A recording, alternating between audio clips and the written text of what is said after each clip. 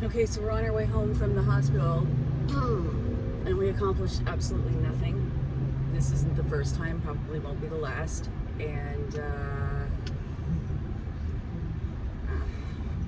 I don't know how to make this long story short, but the whole purpose of our visit was to do a prep for a colonoscopy, and we knew that doing the prep at home would be difficult, so we thought maybe doing it with an NG tube, the tube that goes in your nose down your throat, would be the easiest way to do it, because you have to take a lot of the prep, and that stuff is Go Lightly, it's called. You have to take a lot of it, like 4 liters you have to drink, and that's what makes you go.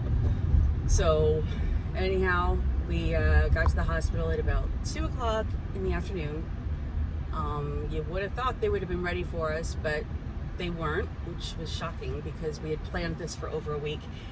So we had to wait for at least an hour to get into the room.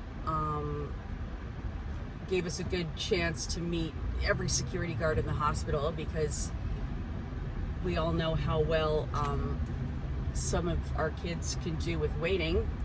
So anywho, we got into the room, all good, figured we'd start the NG tube soon. It took a few hours for that to happen, whatever. He was good. Nurse came in to do the NG tube. She was she wasn't feeling it. She tried it. She took the tube out. She was ready to go. She gave it about 15 seconds worth of a shot. And because he didn't seem up to the task, she said, well, I'm not going to do this. I'm not doing it. Brutal. So I said, okay, well, I guess we have to start drinking. Hopefully he'll drink it. And if he won't, then we'll have to leave. So she brought in the Go Lightly, 4 liters of it. And it was warm. They didn't have it cooled down, which sucked. Because drinking something that tastes gross is one thing, but drinking it when it's room temperature is even worse. Hang on. Sent the charge nurse in to say, well, now he's going to have to drink this every 30 minutes until we get the whole 4 liters down. We're too busy to do that, so that's going to be up to you. We'll do the best we can, but it's going to be on you. So basically, why did I even come? Okay, so I started giving him the medicine myself, and it was like 10 o'clock. I was absolutely exhausted, so I had to set my phone to go off every 15-20 minutes, so in case I fell asleep. I went and I did that, and he drank it, amazingly.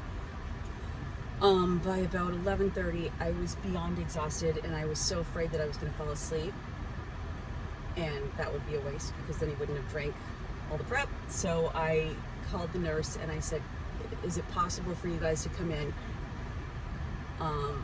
every half hour, 2 times in 1 hour, just to hand him the cup, just because I'm afraid I'm going to fall asleep and he won't have the prep, and this is going to be a total waste, because that's the only reason we're here, for the colonoscopy in the morning.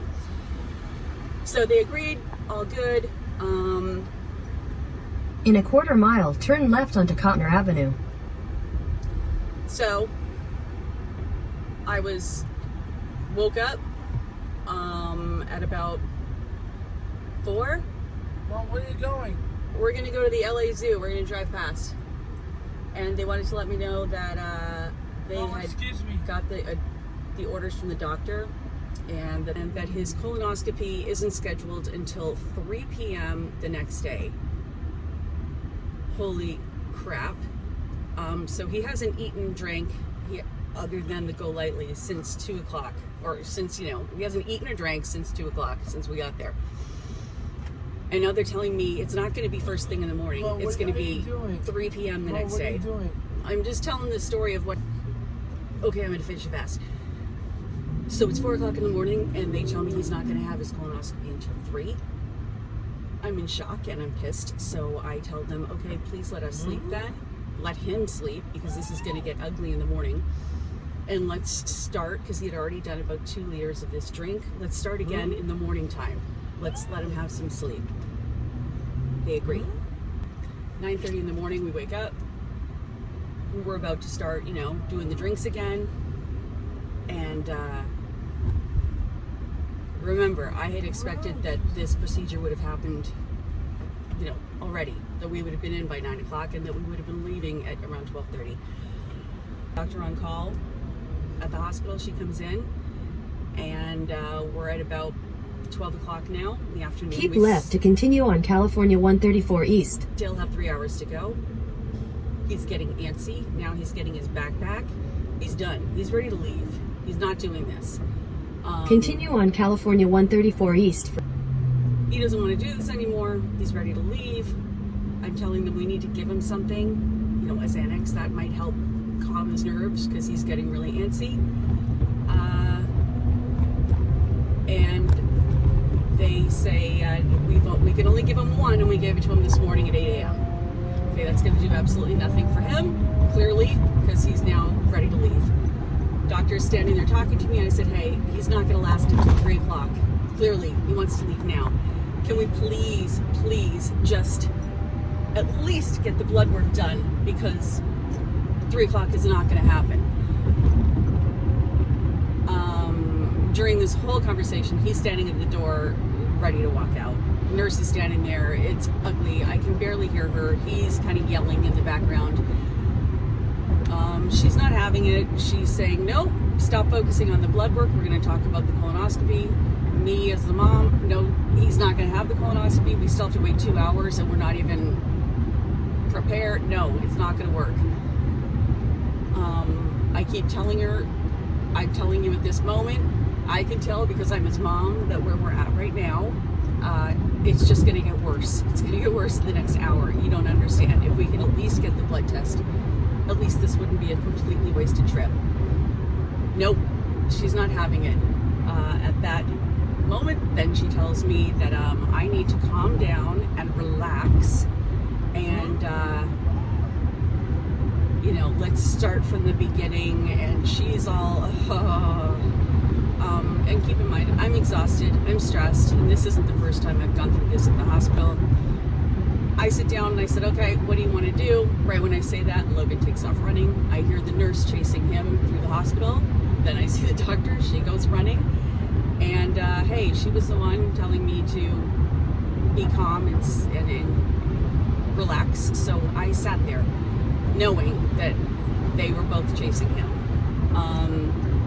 I was actually kind of happy because at least she could get a little education on what I was telling her was going to happen. It did happen.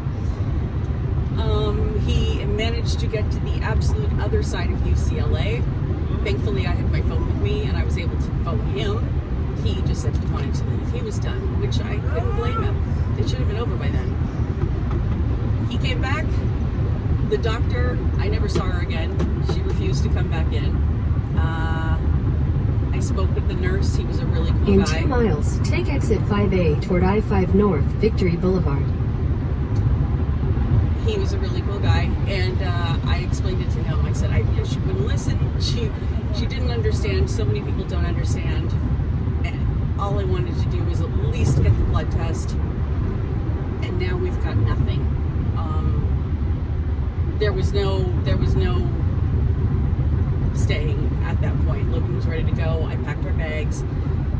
The idea was we would do them when Logan was out for the colonoscopy, get it all done in one shot. Not going to happen, so we left. It's not our first time, won't be our last time. And if I was to say what's the reason we've had to leave after being admitted to hospitals for procedures, why? Because there's a lack of education. And I think some doctors and nurses think that that parents like me are just being Karens and want, special treatment or want things to happen on our schedule. In a quarter mile, take exit 5A toward I-5 North. It's not the case at all. Thankfully, I kept my cool. Last time this happened, I bawled the whole way out. I didn't cry. I left. We went to McDonald's because this kid was starving. Got some food, and now we're driving to the Los Angeles Zoo because me telling him it's closed isn't good enough. So I figured, we'll wait. Use the middle lane to turn right toward Zoo Drive, then turn left onto Zoo Drive. and he can see that it's closed. So maybe he'll stop asking to go. And that's it. I'm exhausted.